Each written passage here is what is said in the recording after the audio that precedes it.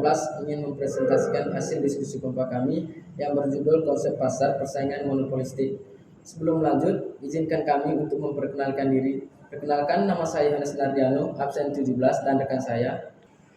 Perkenalkan, nama saya Yusdara Bali, absen 23. Perkenalkan, nama saya Marco Christian Roto, absen 5. Baik teman-teman, di sini saya akan menjelaskan tentang konsep pasar persaingan monopolistik.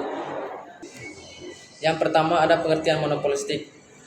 Konsep pasar persaingan monopolistik didorong oleh kebutuhan untuk mengembangkan model yang lebih realistis dan relevan dalam menjelaskan struktur pasar yang kompleks dan dinamis dalam ekonomi modern yang mempertimbangkan elemen diferensiasi produk dan informasi yang tidak sempurna serta perilaku perusahaan dalam membangun kualitas merek dan persaingan non-harga.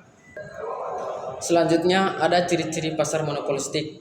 Yang pertama itu ada banyaknya penjual dan pembeli.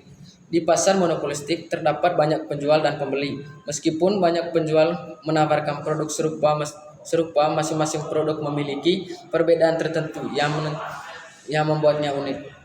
Yang kedua ada produk transminasi.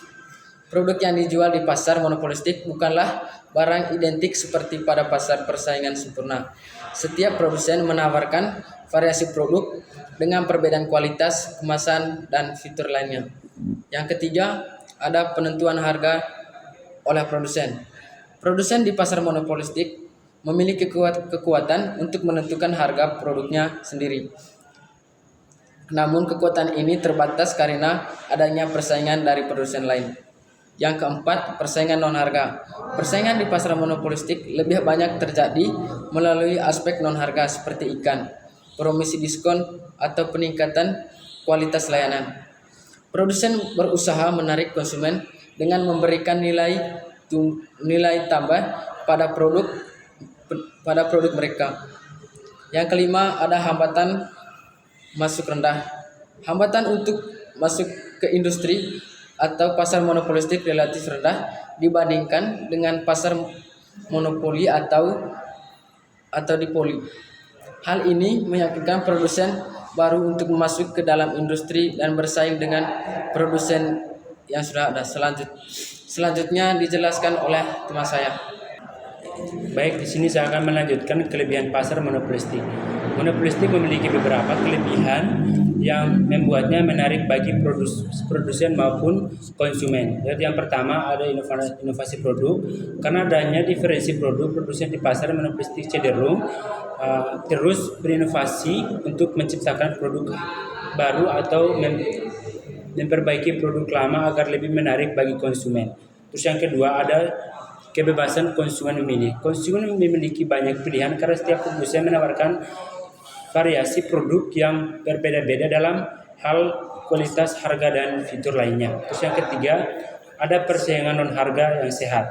Persaingan antara produsen lebih banyak terjadi melalui aspek non-harga seperti peningkatnya kualitas layanan atau inovasi produk daripada perang harga yang bisa merugikan industri secara keseluruhan. Terus yang keempat, ada kebebasan masuk dan keluar pasar. Hambatan masuk yang rendah memungkinkan perusahaan baru untuk masuk ke industri dengan relatif mudah sehingga tercipta dinamika persaingan yang sehat. Selanjutnya ada kekurangan pasar monopolistik. Meskipun memiliki beberapa harga berlebihan, pasar monopolistik juga memiliki beberapa kelemahan, yaitu yang pertama ada efisiensi produksi. Karena setiap produsen berusaha menciptakan diferensi produk, terkadang terjadi efisiensi produksi karena skala ekonomi tidak dapat tercapai secara optimal seperti pada pasar persaingan sempurna. Terus yang kedua, ada harga lebih tinggi dibandingkan pasar persaingan sempurna. Meskipun persaingan ada, harga di pasar monopolistik cenderung lebih tinggi dibandingkan dengan harga di pasar persaingan sempurna karena adanya biaya tambahan untuk promosi dan inovasi produk. Terus yang ketiga, ada konsumen tidak selalu mendapatkan harga terbaik. Karena adanya diferensi produk dan promosi dan harga seperti iklan atau diskon sementara, konsumen mungkin tidak selalu mendapatkan harga terbaik untuk nilai barang yang mereka beli. Yang keempat ada ketergantungan pada promosi. Produsen harus terus melakukan promosi aktif agar tetap kompetitif di pasar. Ini hal bisa menjadi beban biaya tambahan bagi perusahaan kecil atau baru masuk ke industri. Selanjutnya akan dilanjutkan oleh tema saya. Selanjutnya saya akan menjelaskan tentang karakteristik pasar persaingan monopolistik. Yang pertama, kebebasan masuk dan keluar bagi perusahaan baru. Yang kedua, perusahaan menghasilkan produk yang berbeda. Yang ketiga, perusahaan memiliki permintaan harga yang tidak elastis, sehingga mereka dapat menjadi pembuat harga karena produk yang khas. Yang keempat, perusahaan menghasilkan laba normal dalam jangka panjang, tetapi bisa menghasilkan laba sangat tinggi dalam jangka pendek. Yang kelima, perusahaan tidak efisien secara alokasi dan produktif.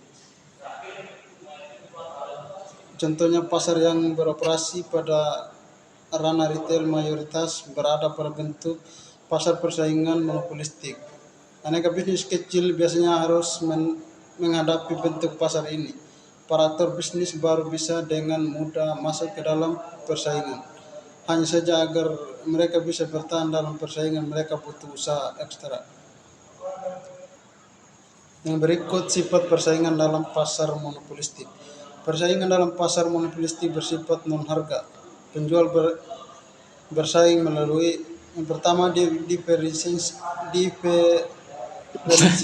produk, menciptakan produk yang unik dan berbeda dari pesaing. Yang kedua, promosi, mengiklankan dan mempromosikan produk secara aktif untuk menarik konsumen. Yang ketiga, branding, membangun citra merek yang kuat dan positif di mata konsumen. Yang terakhir, inovasi, mengembangkan produk baru atau meningkatkan fitur produk yang ada. Baik, dari materi yang kami presentasi dapat disimpulkan bahwa keseimbangan dalam pasar persaingan monopolistik dapat menghasilkan output yang lebih rendah dan harga yang lebih tinggi daripada persaingan yang sempurna. Hal ini menyebabkan definite loss dan kelebihan kapasitas. Meskipun demikian, pasar persaingan monopolistik juga menawarkan manfaat seperti diferensiasi produk, inovasi, dan pilihan yang lebih beragam bagi konsumen. Ini merupakan trade-off antara efisiensi alokasi sumber daya dan variasi produk. Baik, demikian hasil presentasi dari kami. Jika ada kesalahan kata, kami mohon maaf dan terima kasih.